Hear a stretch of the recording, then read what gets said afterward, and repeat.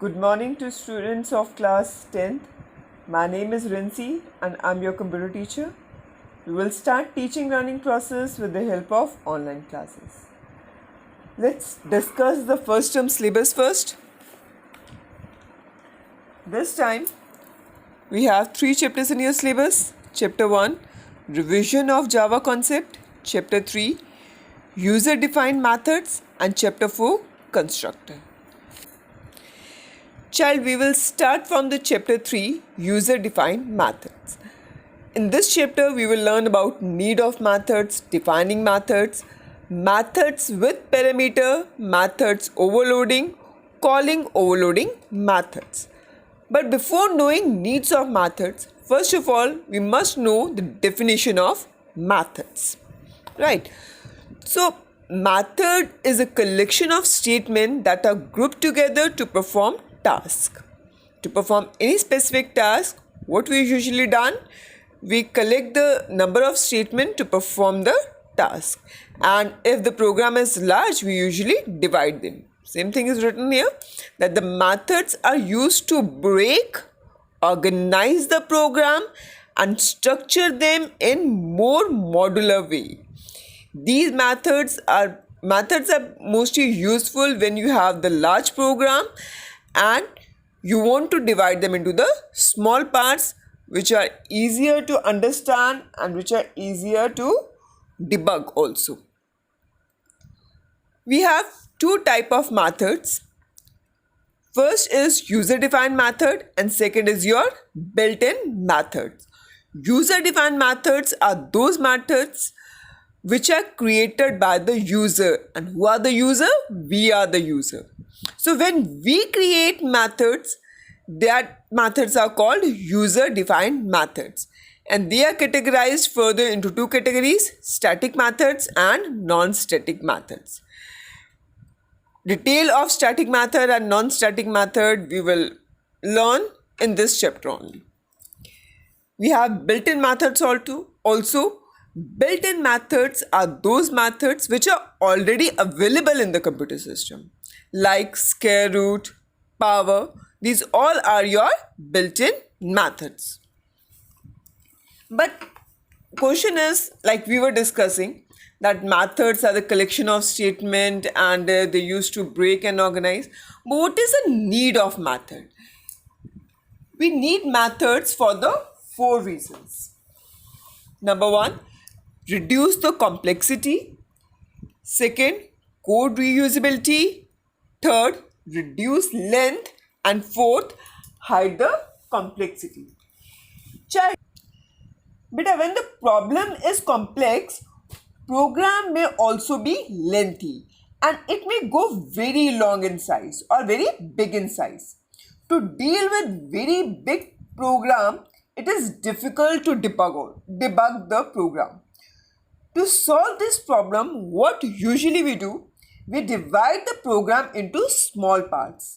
And these small parts are easy to understand. Not only for the programmer, but also the person who's using the program.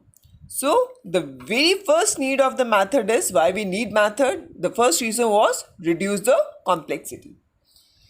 Second point is code reusability. Once a specific task is packaged in a method, we can call it from anywhere in the program and any number of time. Once your method is created, you can call any number of time and any part of the program according to your requirement. We have the third point, that is reduce length. Like we are breaking the program into the small parts, right? So indirectly we are reducing the length of the program also. So this is another reason that why we are using the methods. We have the fourth point, that is it hides the complexity. Wherever a user needs not to aware of the logic and statement running behind the code. This is the main reason that why we are using the method. See, whenever we are using the method, we are not needed to be aware about the logic which we had used behind the behind the code. Next subtopic we have, that is defining the method. Now here we have the syntax of defining the method, that is assist specifier, modifier. So you need to understand that modifiers are always optional. It's up to you whether you want to specify modifier or not. But in the syntax you need to mention that assist specifier, modifier, return type, function name, parameters and exception list, and then body of the method, and need to close the term. Now let me explain you this syntax of the method in an easier way. Take the example of the license. Imagine that your function name is license, right? So whenever traffic police, whenever the traffic havaldar usually ask you about your license, then what they mostly check? They check your age, they check your gender, they check the vehicle number, they check the how much pollution your vehicle is creating, and rest of the information. If your information is correct, then what happens? They usually check in the routine process and return your license. But if there is a problem, then usually what they used to do? They put the fine on you. What they used to do? They put the fine on you. So that is an exception list. Exception list occurs whenever you are creating a problem, when you are running a problem, and exception list helps you if there is any debug or any error which can be removed. That can be done by the exception list. And your license can be checked by your parents also, your license can be checked by your relatives also, your license can be checked by traffic police also. That is your assist specifier. What is that? Assist specifier. Who can assess your license? That is your assist specifier. Before naming a method, we need to consider few points.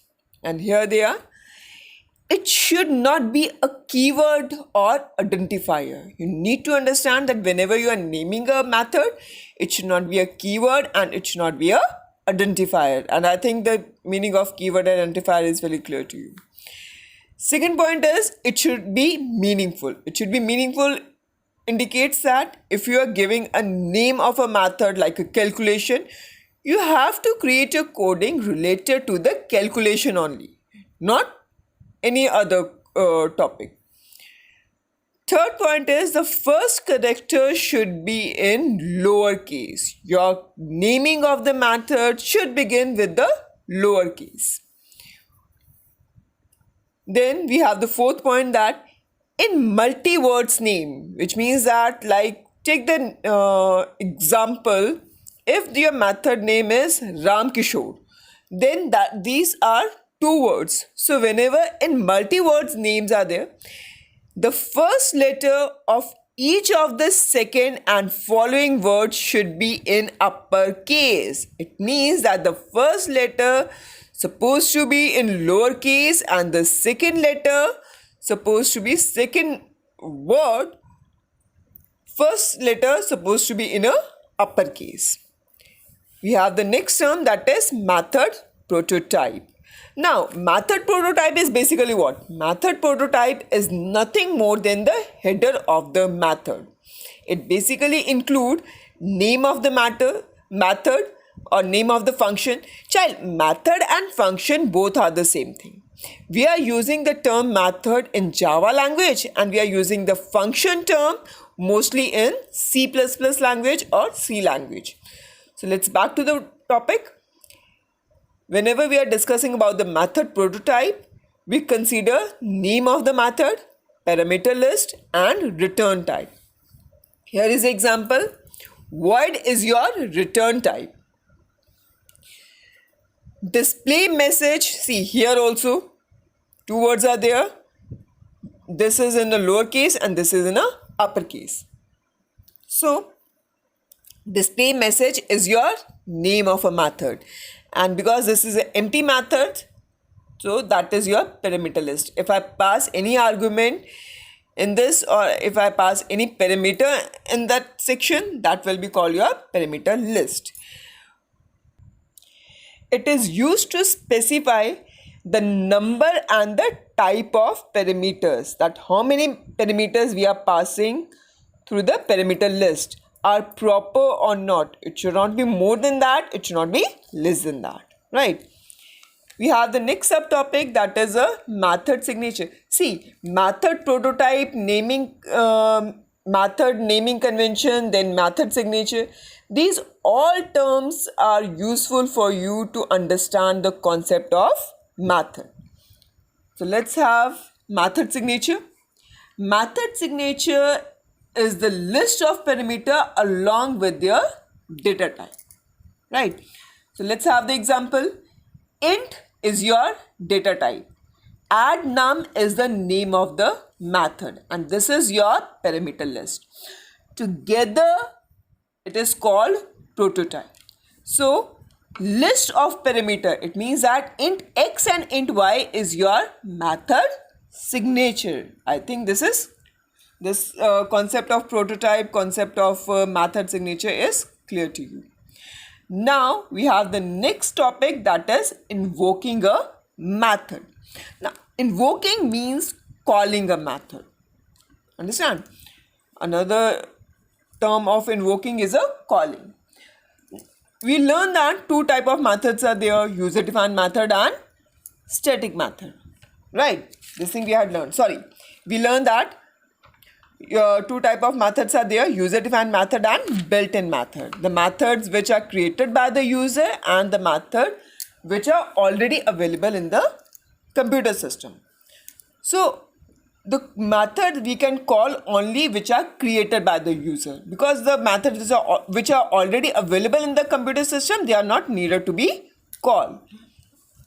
We have the two type of method, that is static method and non-static method. Let's go through these terms. Static method is called class method and belong to the class. It means that in a program, when you create a class, that method can be accessed only in that area. It cannot be accessed outside of the class. And you need to use static keyword whenever you are using a static method.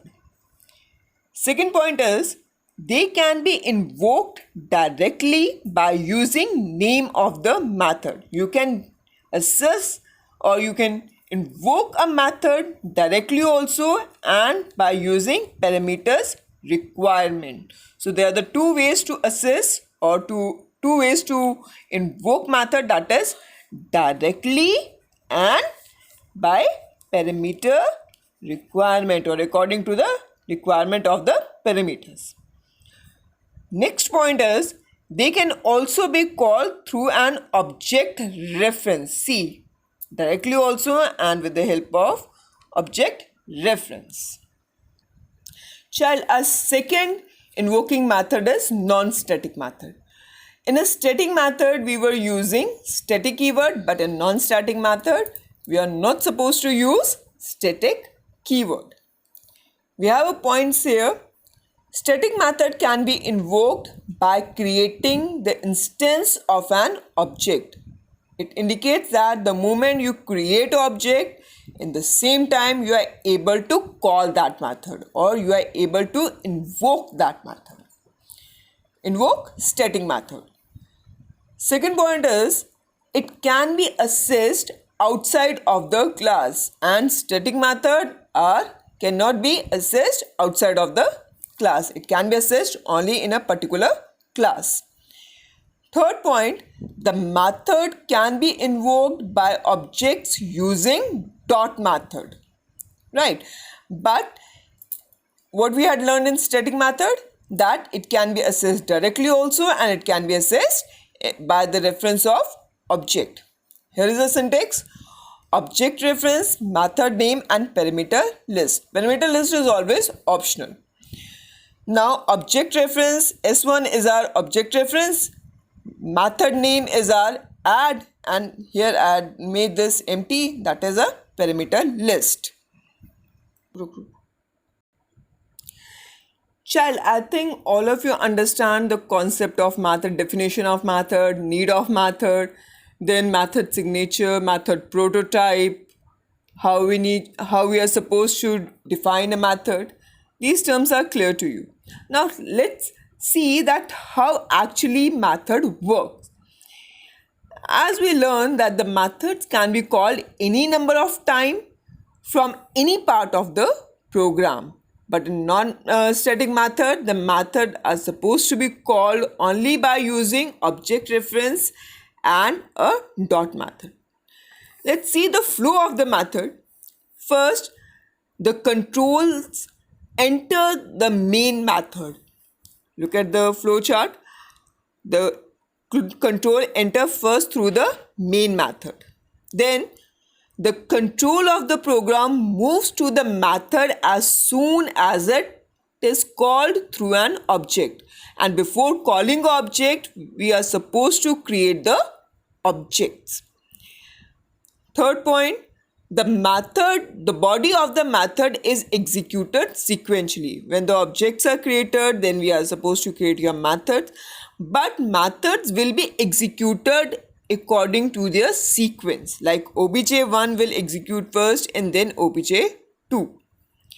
And the fourth point is the control returns back to the point. See, the control returns back to the point after the method call. When you are called the method, then again the control will go back to the same point. So this is all for this part. Rest of the discussion we will do in the second part of this video.